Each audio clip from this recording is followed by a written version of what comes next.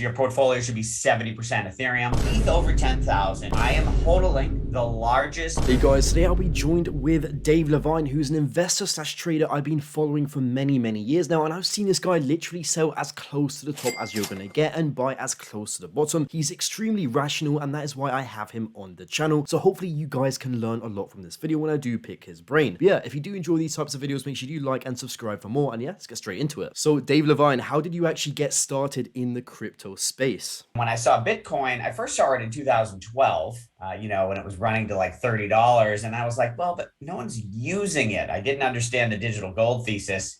Then in 2014, I was like, oh, I get it, that, hard money, digital gold. But fortunately, in my old age, I knew enough to not buy something when it goes from $100 to $1,000 in a couple months. So I waited, it fell to 500 and I thought, okay, down 50%, which is a lot in regular markets. Wasn't ready for crypto, bought some at 500, bought a little at 400, went down again, bought a little at 300, went down again, bought a little at 200. And I remember one day when it fell 20% to 175, I was like, okay, maybe I'm wrong. This is crazy. And I hodled. And I like to tell this story because I feel like on my channel, I'm often battling these guys who draw lines on charts and trying to predict what happens tomorrow. An average cost of Bitcoin of $350 sounds great, doesn't it? Well, I was underwater for a year and a half before that thing came back. That's how I do all my investments. Dollar cost average, getting in over time, usually underwater for a while before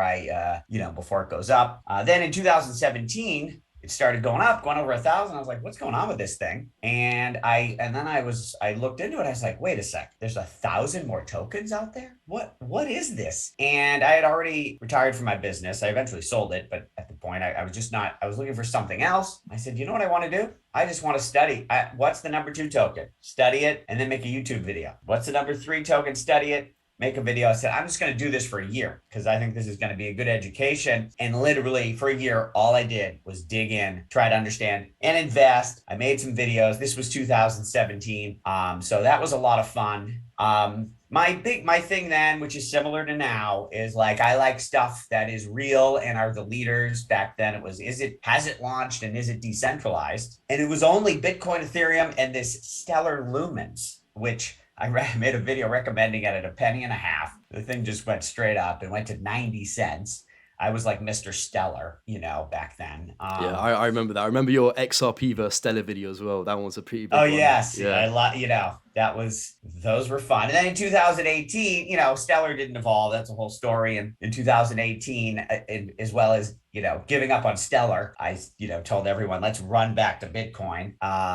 And then, then I was into another big call I had was literally Jan 15, 2020. And if you look at the chart, like I called the ETH BTC low price. And I always used to say Bitcoin should be 70% of your crypto portfolio. I switched on that day. Your portfolio should be 70% Ethereum because I saw this proof of stake upgrade that ETH is the new digital gold. And it's a platform. So, and since then, ETH has beaten Bitcoin by like 3x. Yeah. And then in 2021, I have a tweet in March saying dollar cost average selling ETH over 3,000 to accumulate stable coins is the move. We had 7 months in 2021 to sell Ethereum over 3,000. And I'm not a trader, right? I hold for 3 to 5 years, but I like to say, we are risk managers, not traders. If you own a token that just went up 10x and you have no cash, no stable coins in a frothy market, that's not managing risk properly. You need to have some stable coins if you want 10% of your portfolio in stable coins. So you de-risk. So anyways, sold a lot. And when I started doing that, Plan B blocked me when Bitcoin crossed 60,000 and Plan B told his million newbie followers, we're just getting started. Everybody loved it. They hated me. I said, make your exit strategy plan, So anyway, so that I helped a lot of people in 2021. And then, in June, we've been accumulating. And I've been saying, buying ETH under 1,500. We've had 6 months to buy ETH well under 1,500. And I think that'll look good in the long run. mean, I didn't buy any more in January. I'm almost done getting back in here. I got a little bit more money left. Wouldn't be surprised if we come back. So you've talked a lot about Ethereum being the future instead of Bitcoin, with you switching from being 70% Bitcoin to now being, I'm guessing, majority in Ethereum, if I'm correct. Why did you do that, and where exactly do you see Ethereum heading in the next 1 to 3 years? Okay, so my outlook is always 3 to 5 years. What my investment thesis is, what's the next, a lot of people ask this, what's the next Google? What's the next Amazon? And back when I was younger, it's what's the next Microsoft? And what those were the tech platforms. You had Microsoft was the platform that everybody was building applications on. People made a lot of money making applications, but who made the most? The platform Microsoft.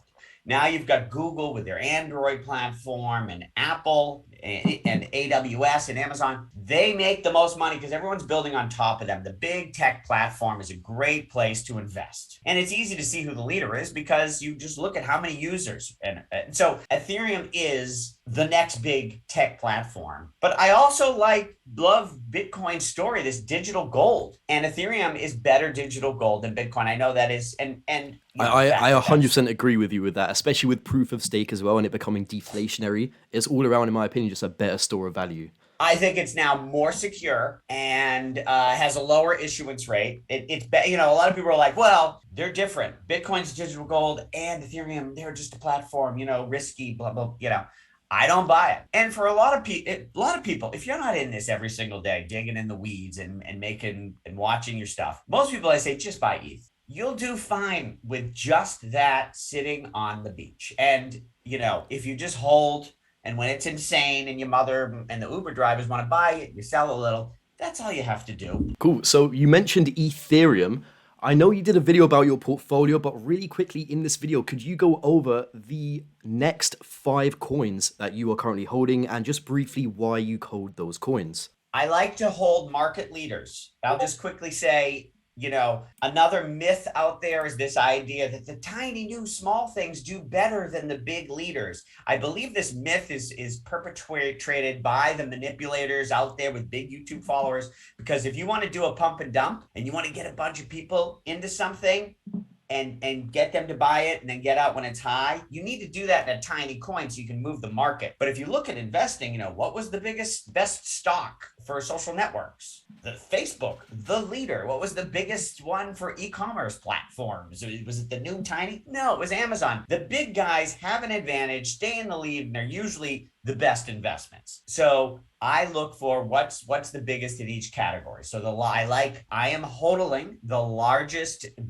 decentralized exchange, Uniswap, the largest decentralized stablecoins, MakerDAO and FXS. And by the way, stablecoin is the largest application right now on crypto networks. The largest borrowing lending platform, Aave. What appears to be the largest L2, Matic, Polygon, and then the second largest L1, Avalanche, and the largest Oracle, Chainlink. And so again, they're the leaders, they're established, they have the most users, and everybody too, everybody's looking at how high up can we go. I like that, but how far down can you go? The leader is not going to zero, or if they're going to go to zero, at least first they're going to go to second place, and I'll see that, and I'll de-risk, and I'll make my video saying, oops, I was wrong. But you have time. Last question. I know you don't like doing TA, but just for fun, let's say by 2030, where do you see the price of Ethereum and Bitcoin, if you had to take a guess? There is a common trend that I talk about a lot that we've seen in crypto and we've seen in technology for hundreds of years,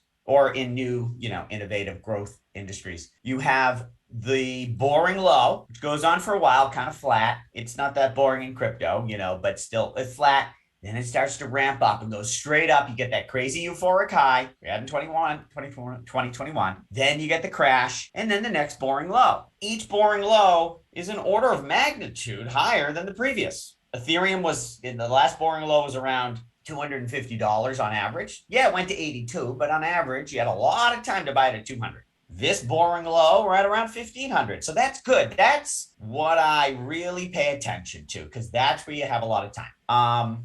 So anyways, we're at the boring low. Is it over yet? This rally that we're seeing right now, to me, is probably just a boring low bounce. If we crash through, and I said this right at the beginning and thought, yeah, no way, but I'm starting to wonder, is if it crashes through 2000, ETH crashes through 2000, and Bitcoin smashes through 30,000, then I'd have to say, we may have definitely seen the lows like that point. But then we still kind of come back, even if the bull has technically started, it's a long ramp. Remember when we left Bitcoin, last boring low was around 6,000, and then it shot up to like 14, and then it came all the way back. Right. No, the low was at 3, but it was mostly at 6. It was 3, went all the way to 14, came all the way back and touched that 6 again.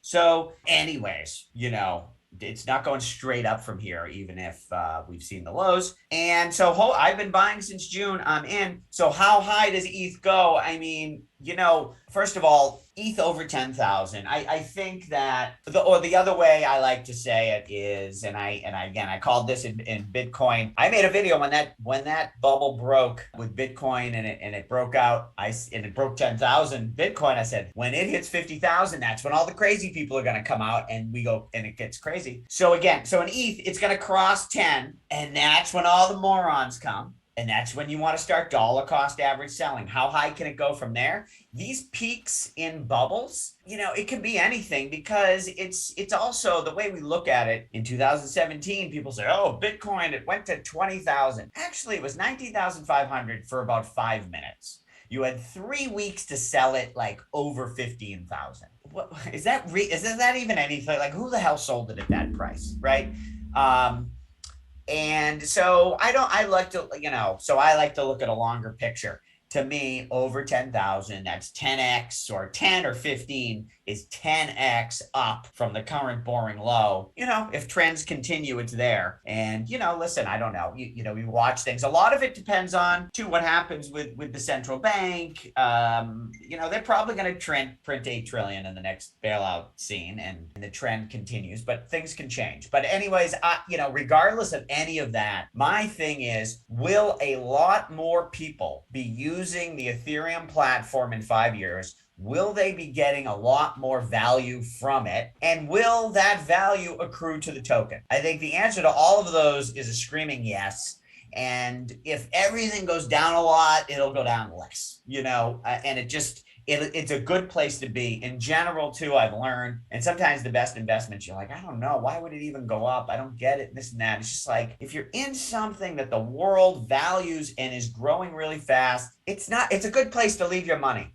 And eventually the world rewards you for that, or at least it doesn't go to zero. So thank you so much for coming on the channel. You guys can check Dave Levine out using the links below. I've been following him for years, and he's one of those rational investors that I do genuinely recommend you guys watch. So make sure you do check him out. And yeah, I'll see you guys soon.